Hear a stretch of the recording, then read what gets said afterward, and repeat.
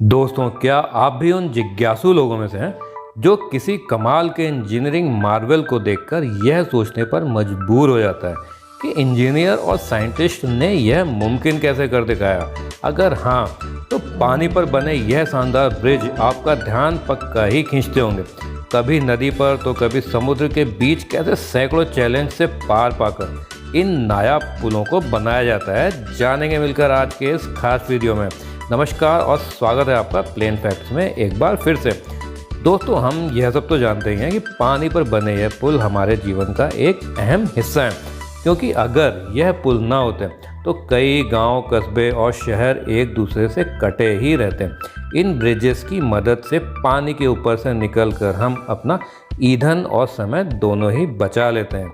लेकिन इतना काम आने के अलावा दुनिया भर में चलती नदी के ऊपर बने कुछ ऐसे ब्रिजेस हैं जो मशहूर हैं, कुछ अपनी इंजीनियरिंग के लिए, कुछ उनके आकार और कुछ अपने हिस्टोरिकल इम्पोर्टेंस के चलते। इंजीनियरिंग डिज़ाइन के आधार पर पानी पर बनने वाले यह पुल कई तरह के हो सकते हैं। किसी भी पुल का निर्माण जगह के आधार पर किया जाता है। एक प्रकार का पुल सभी जगह बनाना संभव नहीं है, इसीलिए पुल भी जगह के आधार पर बनाए जाते हैं, जैसे beam bridge, suspension bridge, arch bridge. यह कुछ टाइप्स हैं पानी पर बनने वाले पुलों के।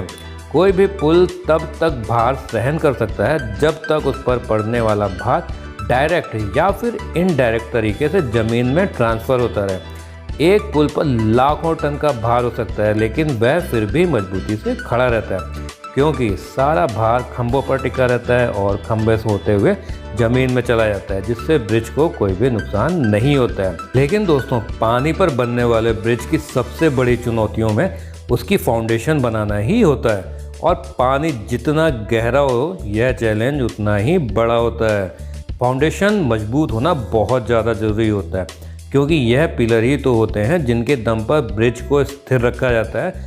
तो कैसे की जाती है इस फाउंडेशन को बनाने की शुरुआत, आइए समझते हैं।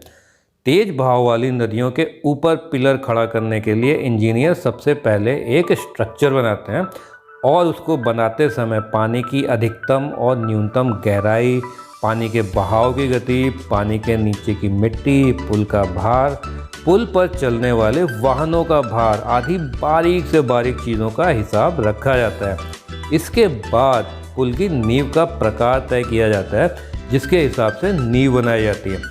इस नींव को कॉफर डैम कहते हैं। पिलर बनाने के तरीके के हिसाब से कभी कॉफर डैम का स्ट्रक्चर सर्कल में होता है तो कभी स्क्वायर में होता है। अब सवाल यह है कि कॉफर डैम बनता कैसे है। कॉफर डैम को बनाने के लिए स्टील के लंबे लंबे पीसेस एक स्ट्रक्चर में फिट किए जाते हैं, जिनमें उन्हें सर्कल या फिर स्क्वायर शेप दी जाती है, और जब यह बनकर तैयार हो जाते हैं तब इन्हें पानी के अंदर डाल दिया जाता है। दोस्तों, इस स्टील के स्ट्रक्चर को मशीन की मदद से धीरे धीरे और पूरी सावधानी पूर्वक पानी के अंदर डाला जाता है, ताकि यह उसके अंदर अच्छे से सेट हो जाए। इसके बाद मोटर के जरिए अंदर के पानी को बाहर निकाल दिया जाता है, जिसकी वजह से अंदर सूखी और खाली जगह बन जाती है। इसी सूखी और खाली जगह पर पिलर बनाने का काम शुरू किया जाता है, जहां कई सारे वर्कर लगकर इस जगह पर पिलर बनाते हैं। हालांकि हर जगह इस तरह से काम नहीं किया जा सकता। अगर पानी बहुत गहरा हो तो गहरे पानी में यह कॉफर डैम बनाकर नहीं डाल सकते। जैसे समुद्र में बीम बनाने के लिए समुद्र के तल में सबसे पहले कोई ठोस जगह देखते हैं और फिर उसकी गहराई मापते हैं। इसके बाद उस जगह पर बड़ी बड़ी मशीनों के द्वारा गड्ढा किया जाता है, जैसे बोरवेल बनाते समय करते हैं, और फिर उस बोरवेल में स्टील या फिर लोहे के मोटे पाइप डाले जाते हैं। फिर पाइप के अंदर का सारा पानी बाहर निकाला जाता है, जिसके बाद उस पाइप में सीमेंट कंक्रीट का मिक्सचर भरा जाता है। ज़रूरत के हिसाब से एक से ज़्यादा खंभे तैयार करके आपस में जोड़ भी सकते हैं, जिससे एक मजबूत खंभा तैयार हो जाता है। जैसे जैसे खंभे बनते जाते हैं वैसे वैसे उनके ऊपर रोड भी बनाई जाती है।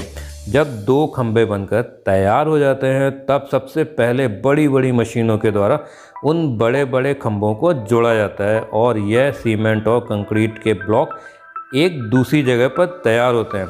ब्रिज का आधा काम कारखाने में किया जाता है और आधा काम समुद्र या फिर नदी पर जहाँ पर पुल बनाया जा रहा है।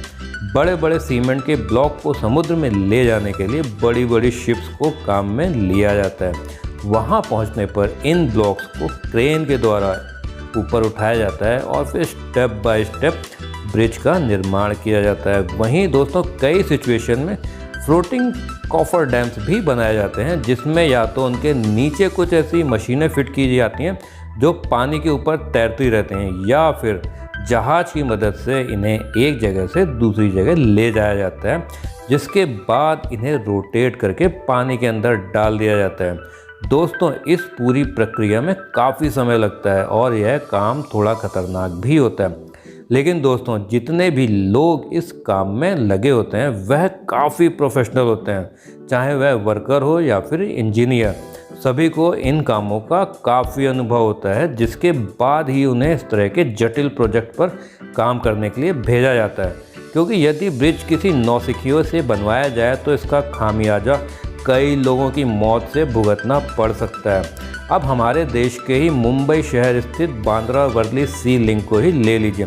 इस 5.6 किलोमीटर लंबे स्टील के स्ट्रक्चर को इंजीनियरिंग का एक बेहतरीन नमूना कहा जाता है, लेकिन पानी के ऊपर इसे बनाना आसान नहीं था।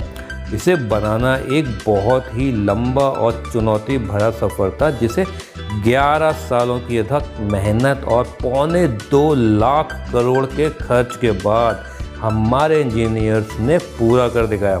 तो दोस्तों अब तो आप समझ ही गए होंगे कि इस तरह के ब्रिज को बनाने में इतने पैसे क्यों खर्च होते हैं। ऐसे में ब्रिज बनाने में खर्च के साथ साथ काफ़ी ज़्यादा वक्त भी लग जाता है, लेकिन इसके बावजूद कई ब्रिज कई बार फेल भी हो जाते हैं। इस चीज़ से बचने के लिए प्रॉपर तरीके से ब्रिज बनाना बहुत ज़रूरी होता है और ऐसे में वह सभी सावधानियां बरती जाती हैं जो ज़रूरी हों।